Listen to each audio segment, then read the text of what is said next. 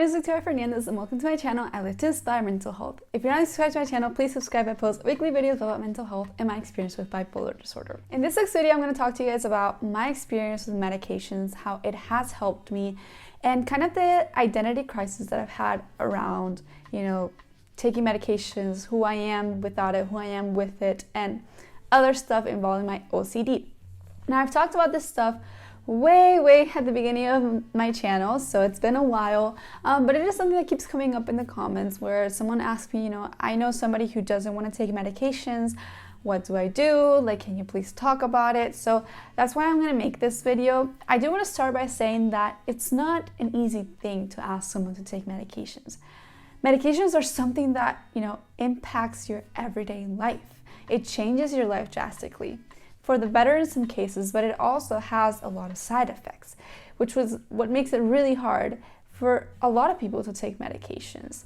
And I do want to say, as I always say, I am not a doctor. I'm not recommending anything. I'm purely talking from my own experiences.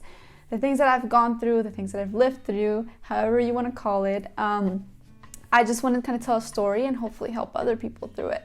But basically, what I'm saying is that yes, taking medications is hard. For me, whenever I started taking medications, I had, side effects right away that were very scary, and, it was not an easy thing to deal with. And even to this day, I have side effects that affect my everyday life. And it's like a trade-off. You know what I mean? Like, you have these side effects, but you also have a better quality of life. At least that's the case for myself.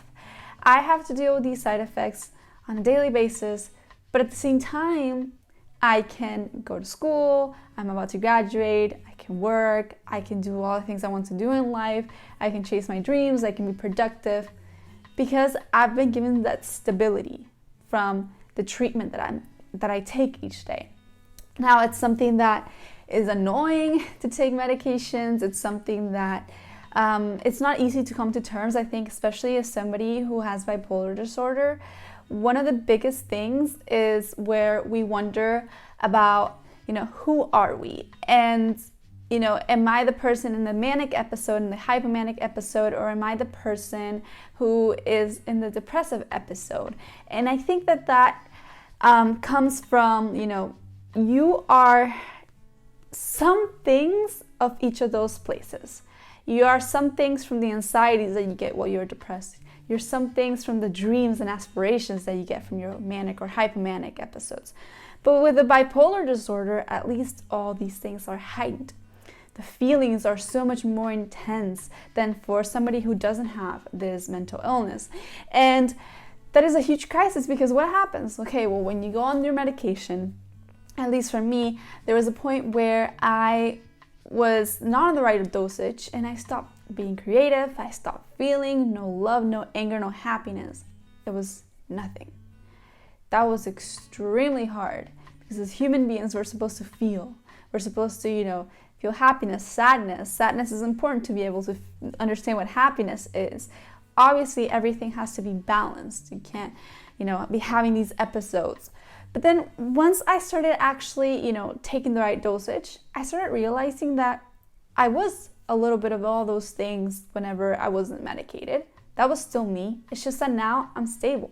Now I can actually understand my feelings better. And basically, those dreams, the dream of creating, making a difference in the world through mental health, through my experiences, I came up with those at 3 a.m. Well, I was, having one of those bipolar creativity moments.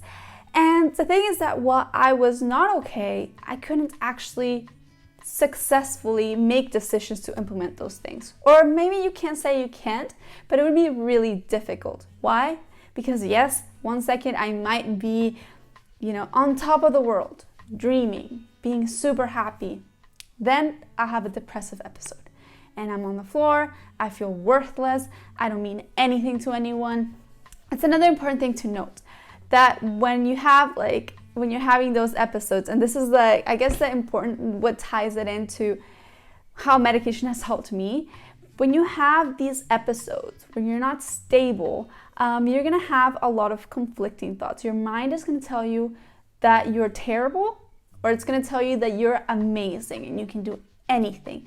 It's two polar opposites, and that is not a good thing. It might feel like a good thing when we're in the high, but it's really not, because we don't make the best decisions, we cannot carry, or it's really hard to carry stable relationships, then we'll become sad, so then it's just hard to even get out of bed. So all of those things are extremely difficult. So for me, medication has helped tremendously. And I'm doing this video because specifically Julian Castillo asked me to make this video about the benefits of taking medications.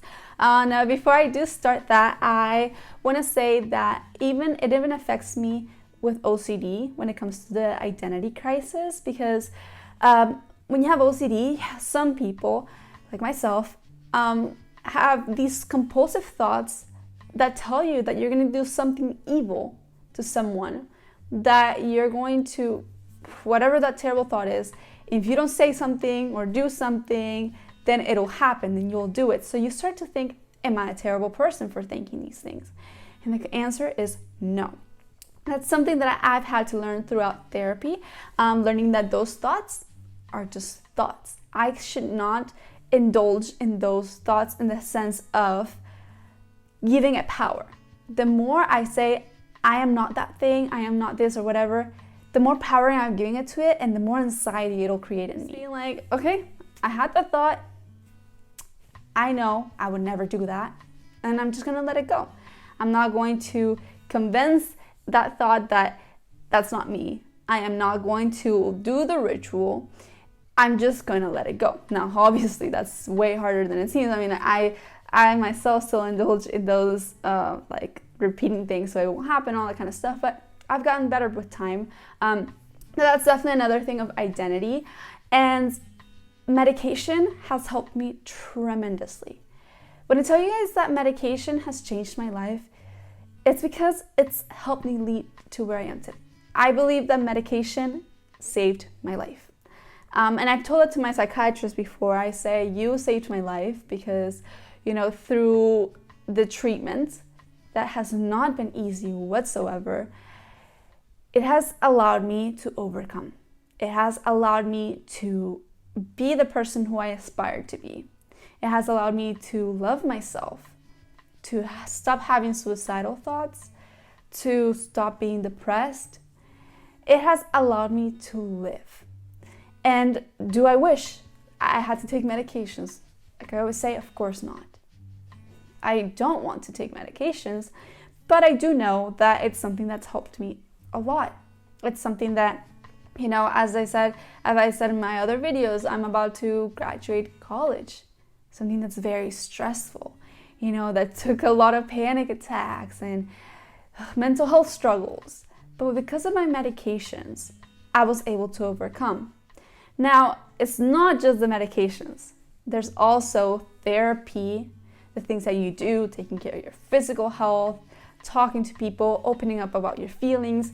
It all comes together to make you feel better, to give you a better life overall, to help you achieve your dreams. And as I said before, those dreams and aspirations that you have, while you're not at your best, some of those things are still you.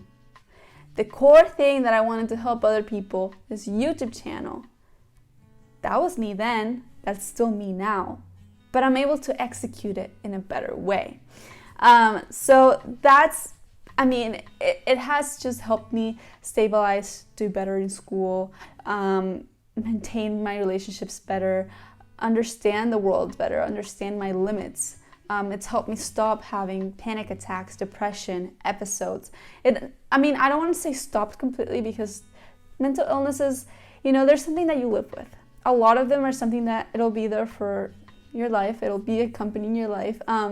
But it's important to see that some people, not everyone, is better off with medications. And that is determined by your doctor. And your doctor should be the one to tell you, you need to take medications, you need this or that. Also, it's important to note that not every medication is for everyone. Recently, I made a video of the medications that I personally take. And again, that's not for everyone. I've also seen people who have been prescribed with the wrong medication that actually makes them worse. So it's something that's very tricky. And it's something that is important to find a psychiatrist that cares about you. I've had my deal of psychiatrists that I've gone to that have not been very helpful. One of them prescribed to me a medication that was definitely not supposed to be for me. I had a really bad reaction to it. And it's like those people were nowhere to be found whenever I was calling because, it was a medical emergency. And so it's important to find a doctor who will tell you, hey, here's my number. If something happens, call me. Because medications are a very important and delicate thing. Yes, they do help.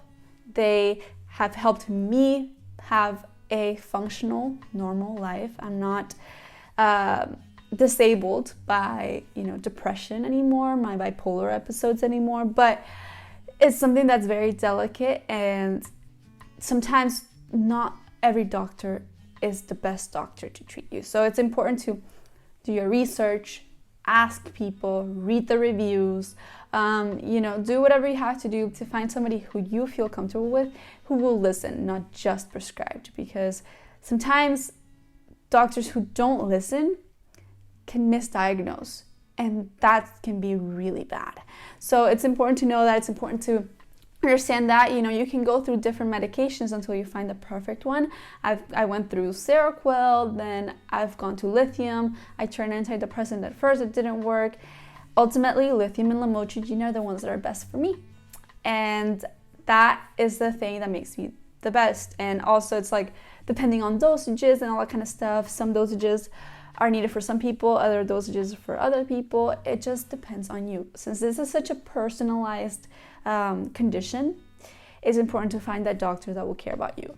But medications, as I said before, have led me to where I am today, and I'm so happy for that, and I'm so grateful to have had made that decision. That wasn't easy, to put myself aside, my feelings of fear, my feelings of who am I going to be after I take medications, put them aside and put my mental health first, and done the things that I've done to work on myself. It hasn't always been easy. I'm not perfect, so I've definitely made my mistakes along the way, but that's why I make these videos, to help you guys, get better faster, hopefully overcome faster. And yeah, I think that's what I have to say for this video. It's understandable to not want to take medications.